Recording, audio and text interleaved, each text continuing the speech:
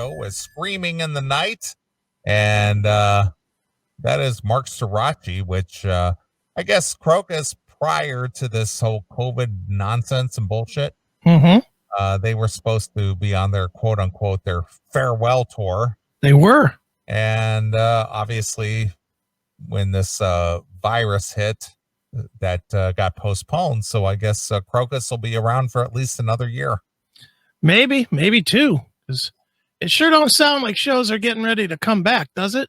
Yeah, let's find out what happens after November 3rd. Yeah. I know Eric Martin was here yesterday, I think.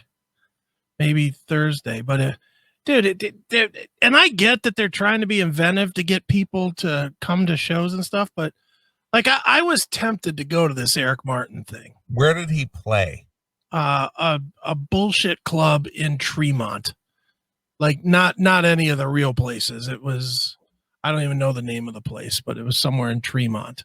Okay, well that's over near the a Christmas Story house, right? Yeah, I don't know. I guess Tremont is what, off of 176 there, or one? Yeah, it's somewhere on the east side. I know that. Yeah, it's. I know where it is, but go ahead. But the way they had it set up was you could buy tickets. They were $150 a piece. Really? To go see Eric Martin? Well, hold on. But you could bring up to 5 people with you, and then you would be seated, distanced appropriately. What does that mean? So that, like, they probably had maybe 20 slots available with 5 people each and then spread around. Okay. So, you know, I had actually called John to see if he wanted to go, but Steffi was out of town, so we didn't go. All right. But I thought about going because I just want to go and see something. Okay. But like, we're going to go see Dave Landau November 6th. So he's coming back again. He's coming back to it's a twice a year thing for him at the Funny Stop. All right. But they blew out the summer one, you know, so now it's time for the winter one. Okay. The spring one was blown out, so now it's time for the winter one, and he's coming on November 6th. Okay. So I'll go to that. But it's interesting talking to all these guys. It's like, you know, I talked with Michael Sweet this week, and he told me, he said they're not coming. They're not going to play shows maybe until 22. Really? But what they're going to do to keep in touch with their fans is they're going to play live shows in a studio and record them of each full album of their career and then release them just to their fans. And that's going to be their way to do live. All right. But I asked him about playing any of this shit, drive-in shows, right? And he's like, fuck that. We're not doing any of that shit. I don't think Michael Sweet said fuck that. No, not in those words per se. I did catch that Michael Sweet interview where he had to leave the camera for a few minutes. Oh, yeah. His phone was dying. Right. Did you hear me bust him out on it at the end of the interview? I did. Well, I thought that was very cool of Michael to hang out with you. Yeah. And Matt on Wednesday. Yeah. And sit there and talk very candidly about everything. Sure. And yeah, that was a very cool feature that he, you know, did the whole video thing with you guys and just kind of shot the shit more or less. Yeah.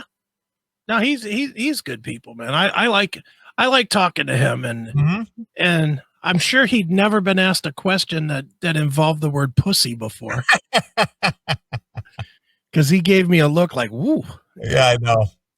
But you know what, dude? And it's funny because Matt asked me about that after the interview. And I just have that thought of everybody, when they find out somebody is religious or motivated by their spirituality or whatever, they tiptoe around them. Well, that's exactly what I was going to say. It's just like, well, you know, I'm going to be sensitive to their, you know, belief or their proclivity for whatever it is that they do believe and so on and so forth. But I have to think that those guys think that that's insulting. Well, it's sort of like, I'm going to do something different because you're a black person. Yeah. And it's like, no, I'm not going to change for that. I'm going to bring things the way I bring things. I don't think I was disrespectful to No, him. I didn't think that at all. I don't think he thought that either. Well, again, you got to remember that Michael Sweet was the first one that I launched the Lemmy question on, only because I was trying to get a little bit of a reaction. Yeah. That was the only reason I did that, because Lemmy was a polar opposite to what Striper stands for. And so I thought, well, how has Lemmy influenced your career? Yeah, and then he had like a big answer, if I remember right, didn't he? He did. He was just like, well, I know the guy. I've actually sat and talked to him. I don't have the same viewpoint, but we actually had a good conversation, and he told me the whole story. But that's how the Lemmy question got launched, Right. because I was interviewing Michael Sweet, and I thought, well, I'm going to see if I can rattle him at all. Yeah. Mm-hmm. And I threw in the most antithesis of what he stands for. Right. That was back in the day when you and I just went into interviews just fucking with people. That was back in that time when. True, but it launched a fun question for 1,000 interviews that we did afterwards. Mm-hmm. I know it was fun, but. Yeah, no, I enjoyed talking to Michael Sweet this week. He was kind of cool. I watched it. He hung out there. He just kind of sat there and shot the shit with you guys and acted like you guys were old buds, and was very candid, and I appreciate that. Yeah, he was solid. That's kind of been what we've been doing with Aftershocks, is just really kind of loosening up and just having some fun interviews with a lot of these guys. Yeah, I like the fact that you like the album he dislikes the most. Yeah. Well, and that was a whole nother thing. And I told him that straight up. I said, I know you don't like this album, but I love it. Yeah. That's there's something to, and I don't know if I've ever told this on the CMS. I know I've told it to a bunch of people, but I once said something on the radio that was polar opposite of what I had written. It was a Machine Head thing. I was on the metal show. We were playing some Machine Head song. I wasn't paying attention. Matt came out of the segment and was like, "Hey, what you think of that song?" I was like, "Oh, it was great." I just wasn't paying attention. And I was just kind of going with the flow of the show.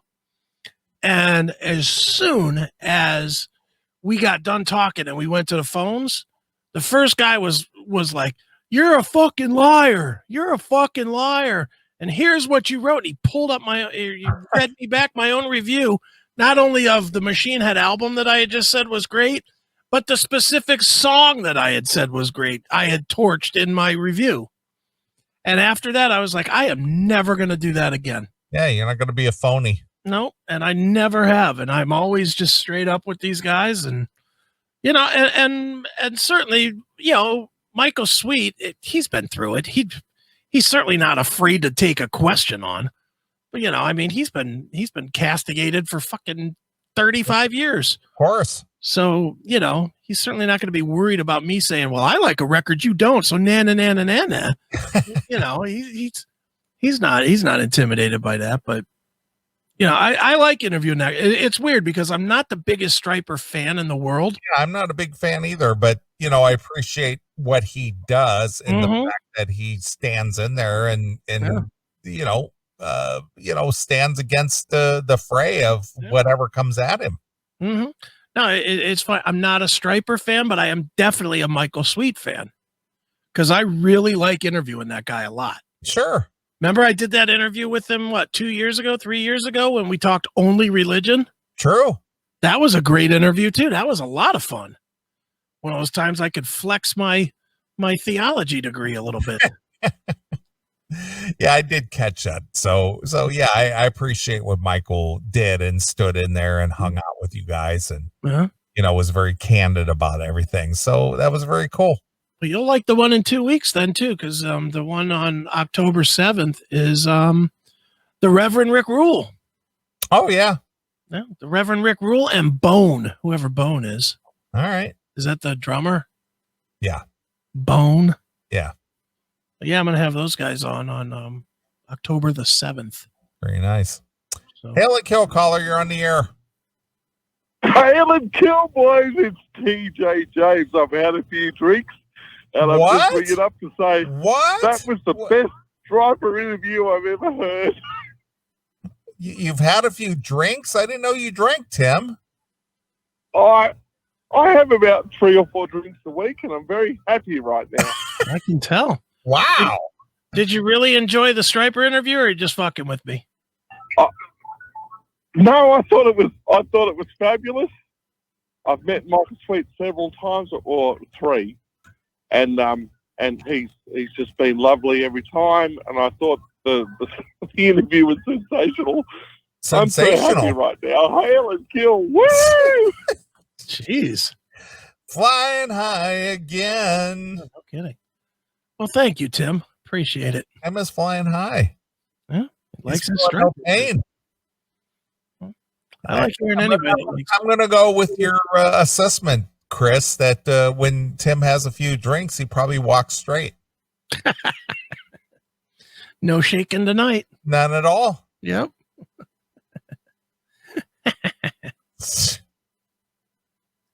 Tim. Well, good on him. Good to hear from you, Tim. Might be the best call you've ever made. Called in, said something nice about me, and got out all in a minute. That's perfect. Yeah. That is Chris Aiken approved. Sometimes alcohol works wonders. That's right. I've had a few drinks. Sunday over there. Yeah. He's drinking on the Sabbath. Mm-hmm. Well, But he went to church on Sunday. Maybe the wife's out of town. Apparently so. They're 12 hours ahead, so it's like what is it, like 1:30?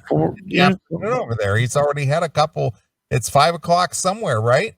Yeah, maybe it's a big cricket match or something he's watching. I don't know what they play over there, So but it's like 1:30 in the afternoon on a Sunday. Yeah, something like that. All right. Well, good on Tim. Enjoy yourself, Tim. Yeah. Here's the funny thing about Tim or any of our other CMS fans. Mm-hmm. This guy is out on a Sunday afternoon at a pub or something. Yeah. But he can't keep himself from listening to us. Who can? We're very compelling. You know what I mean? It's just like, I'm so fucking dedicated that I'm out on a Sunday afternoon enjoying a cocktail, but God damn it, I need to know what the CMS is up to. Enjoying a cock. That's the part that gets me. It's just like I can't go out and enjoy my day without pulling up the CMS to see what they're doing. Yeah. What are those guys talking about? Yeah, and you know what's weird, dude? And this is where I think I'm the polar opposite of damn near every fan we have. You know how our fans get all pissed off when we're not live? Yeah. I can honestly say I listen to pretty much nothing that's live. Yeah, I listen to the podcast. Yeah, because I don't want to hear commercials or anything. And I know I get it. We don't play commercials, but I don't listen to like even like Anthony and Landau. I rarely, once in a blue moon will I think at 4:00, oh, it's time for tax. You know, I never do that. I usually get on my phone and then I'm like, oh, let me turn on the TV and I'll watch it like the next morning. Well, I'm the same way with Mark Levin. I listen to Mark Levin, but I don't listen to him till the next day. Yeah, that way you don't have to listen to any of the fucking commercials. Yeah, he's on at 6 p.m. on commercial radio, which I don't listen to. So I don't hear whatever it is that he had to say until the following day. Right. So, and I listen to the podcast, and then I don't have to listen to the commercials and all that bullshit. So I'm not that I'm a fan and I enjoy what he has to say, but I don't have to hear it live. Mm-hmm. Yeah. I'm not a fan enough to support any of these guys with their fucking sponsors. Fuck them and their sponsors. Yeah. Yeah, pal. I'd rather pay a subscription and not have it. Every subscription I have that allows me to pay extra to not have commercials, I pay. Yeah. Every single one of them. If there's an option to not have commercials, I do it. YouTube. That's the main reason I use YouTube Music, is because YouTube Premium, which also includes YouTube Music, makes it so there's no commercials on YouTube. There you go. So I don't do that. Hulu, I have the whole thing without the commercials on Hulu. Well, it's the same with Spotify. If you have an account, you don't have to listen to their commercials in between tunes. Mm-hmm. Which, yeah, I would never use the free version of Spotify. Never. Of course, the way Spotify's going, I might not use the fucking any version of Spotify. Jesus Christ. Is that company falling apart or what? I think they're going through growing pains, to be honest with you, but I guess it remains to be seen what's going to happen with them. Yeah, I mean, what do you think's going to happen with Rogan? I'm telling you, between what I heard this week and all the complaining and the bitching and the carrying on and you can't talk about this and you can't say that, and you talk, you touched on a subject that we don't like as the quote unquote the staff. Fuck that. See this, and again, I'm not gonna fault Rogan for the millions of dollars that he potentially could earn. But if I had to put up with the nonsense that already he's only been on Spotify exclusively for what, 2 weeks? 3 weeks? 3 weeks? Already it begins. Yeah. And that, you know what though? I've paid a lot of attention to it because truth be told, because Anchor is owned by Spotify and it scares the living shit out of me. Dude, I ain't gonna lie. I spent a good part of this week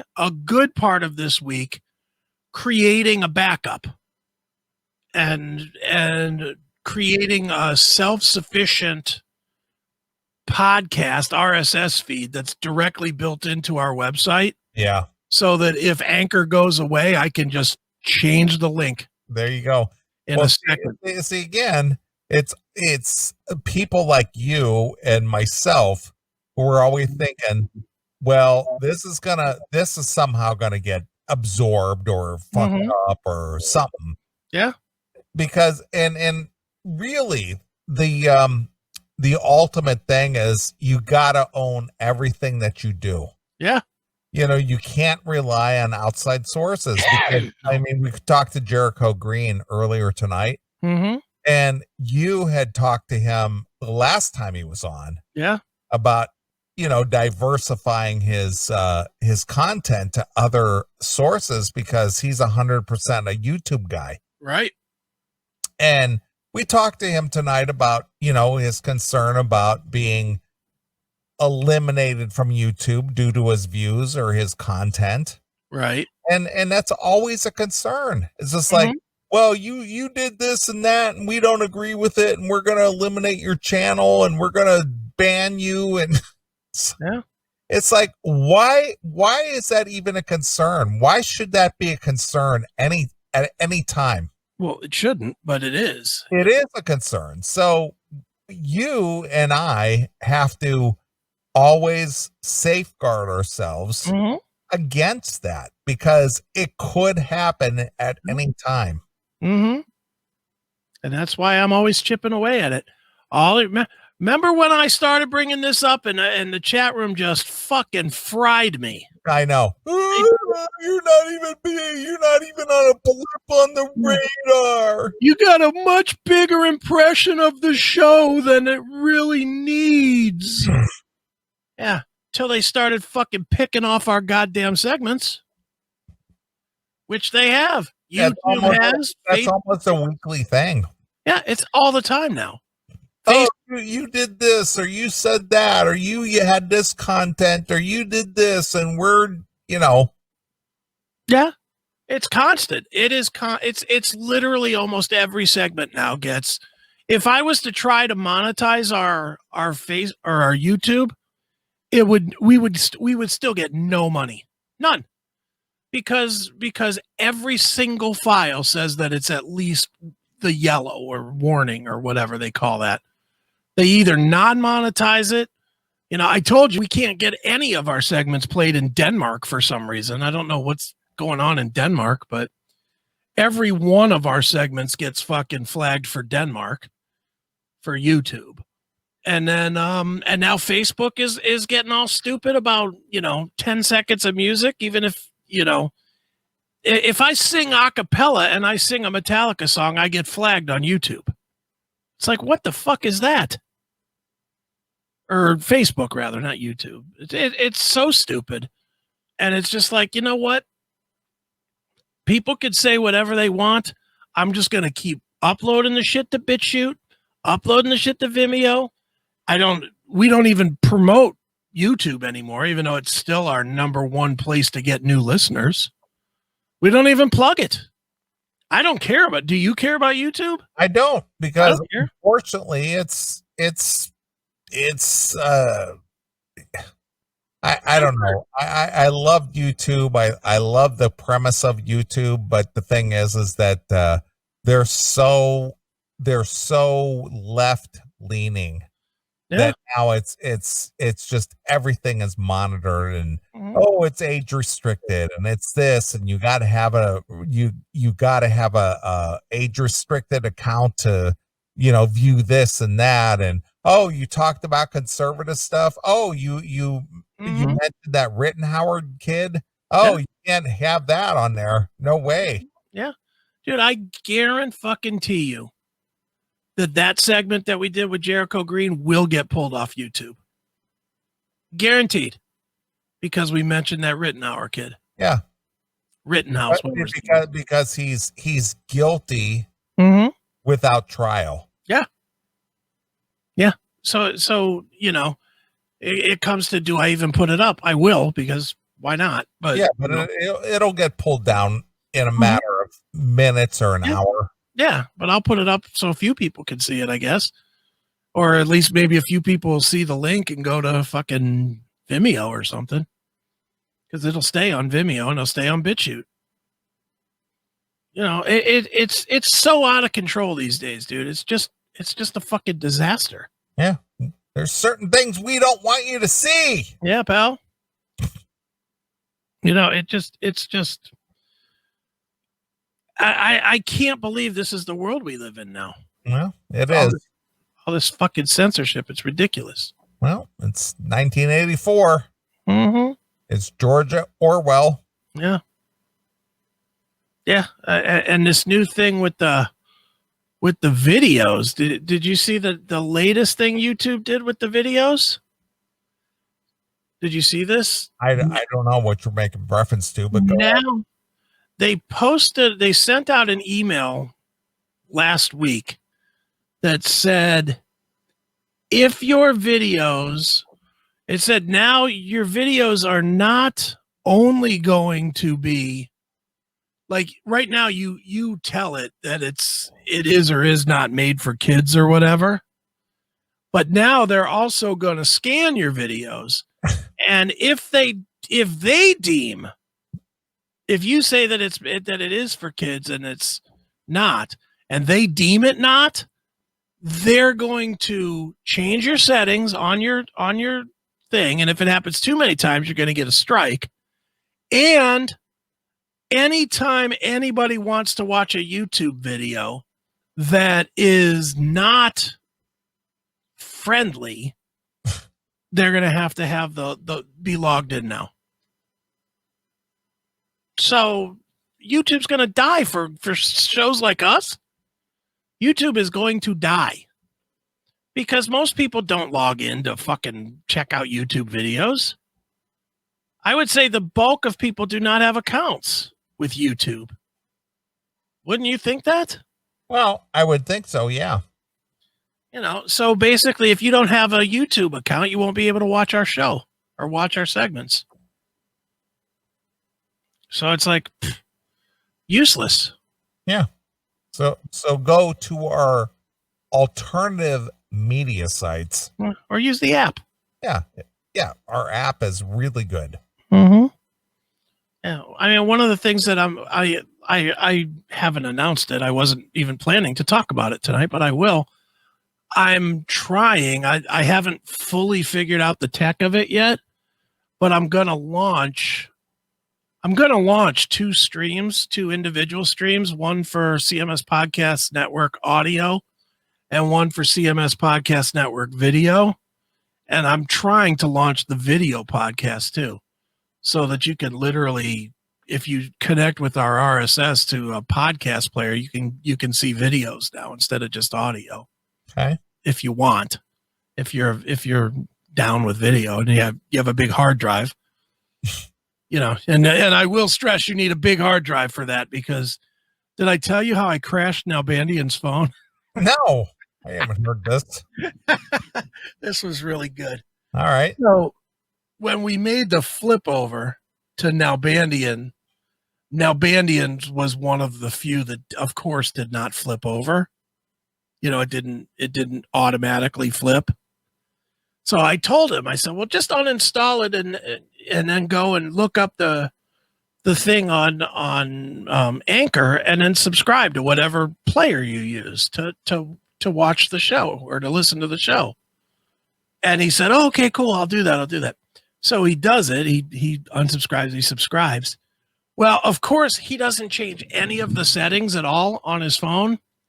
And it downloads every single one of the 1,000 episodes onto his phone until his hard drive fucking fell out and crashed. All right.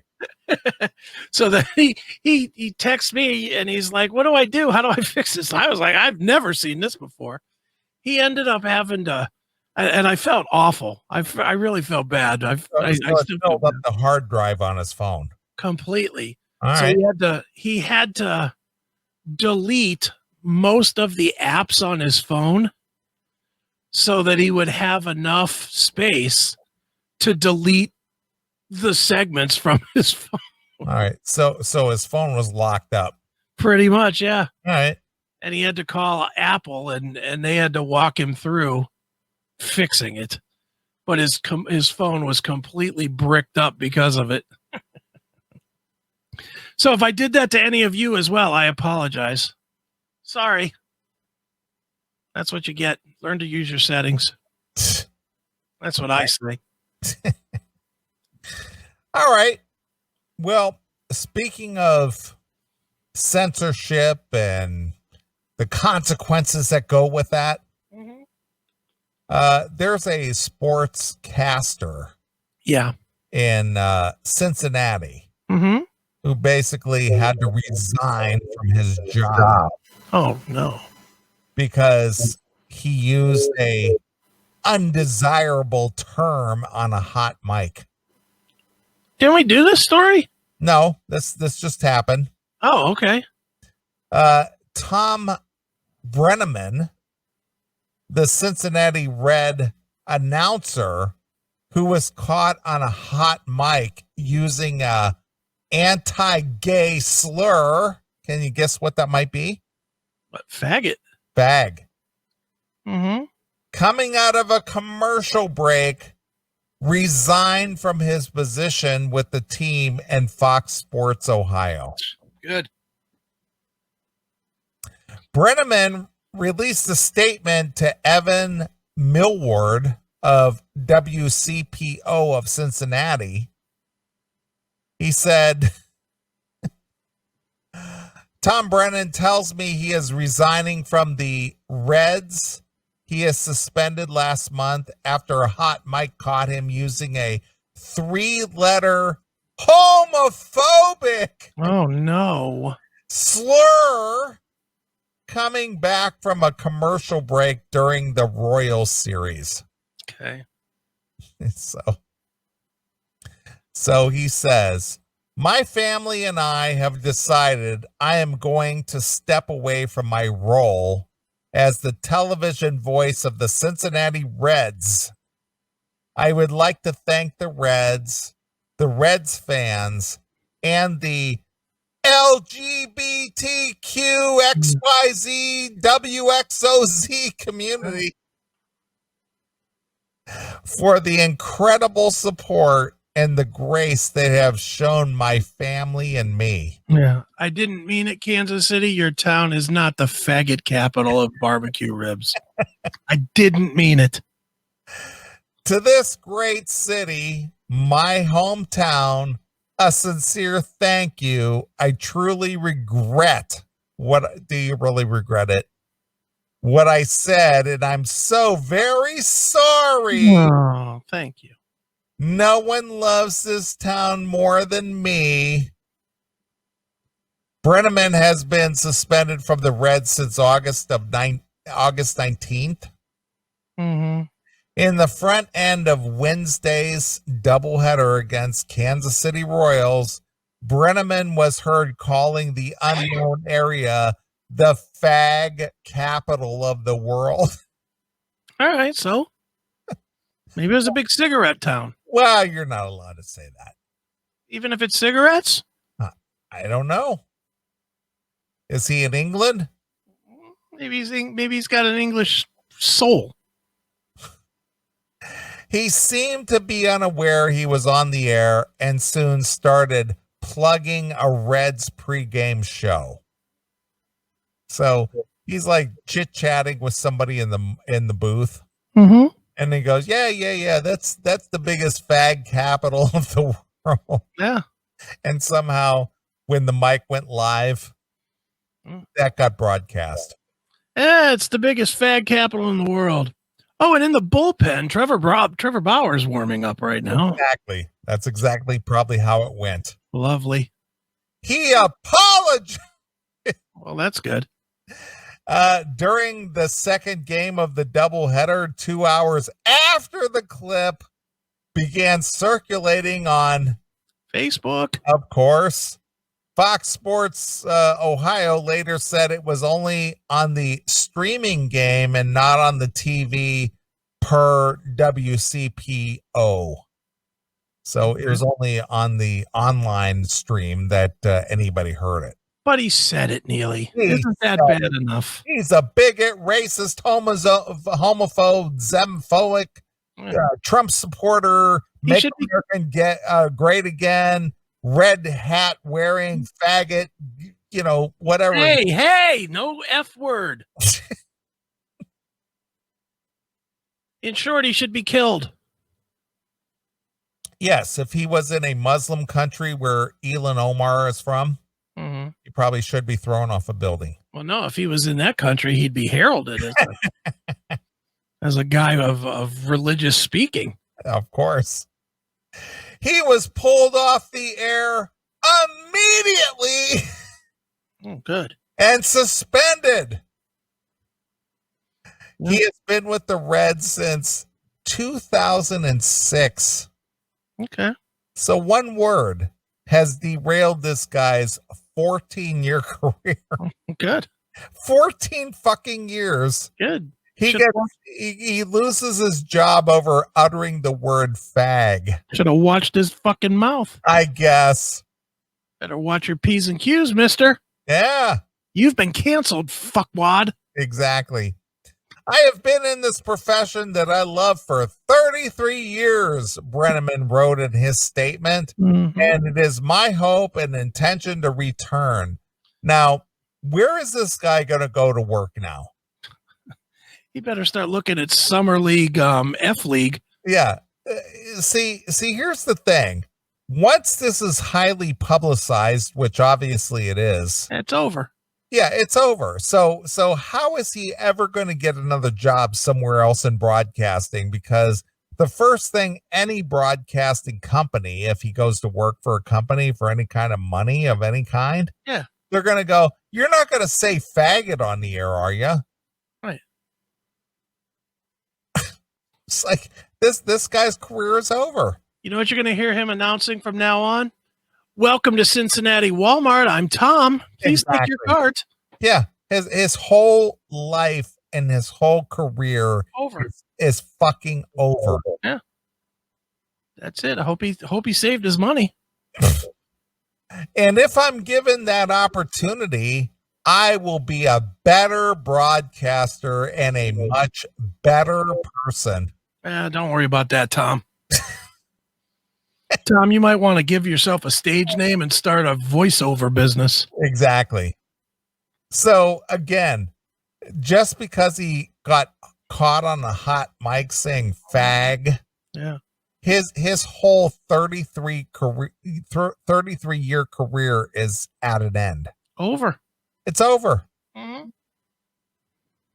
And here he is pandering to the alphabet soup group people. Yeah. I am grateful for the see, he's begging for forgiveness. Yeah. Which is why he'll never get it. Yeah. So many have extended to me, especially those in the LGBTQ group who I have met. Oh, have you? Wow. I've spoken with Oh my and goodness. listened to almost daily over the last 5 weeks to where I'm ready to puke. Fantastic. Went through some retraining. Yes. With their continued guidance, I hope to be a voice of positive change. Yeah, sure.